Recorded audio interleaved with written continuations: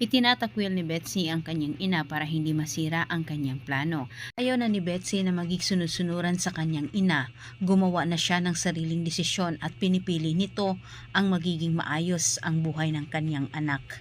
Ngunit sa kanyang ginagawa ngayon sa kanyang ina ang siyang magtulak naman para kay Susan, para si Susan din ang magbuko sa kanyang sarili dito kay Robert. At higit sa lahat, aaminin kay Betsy na hindi si Robert ang totoong ama. Sa dinadala nito, walang iba kundi si Gerald. Samantala, hindi nagkasang-ayunan itong si Robert at Gina sa kanilang mga desisyon.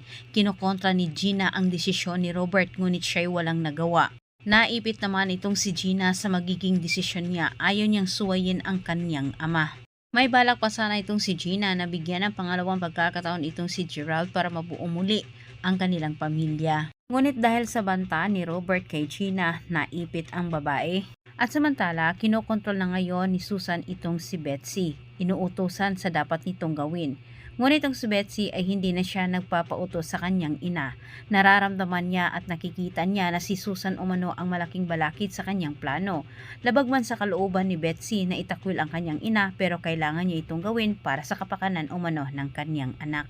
Si Betsy na ang nagpalaya sa kanyang ina sa mansyon ni Robert, bagay na sobra itong ikinagalit ni Susan. Sa sobrang galit ni Susan, ipinagtapat niya kay Betsy ang totoo. Anya nito, minapula daw umano niya ang resulta ng nasabing DNA.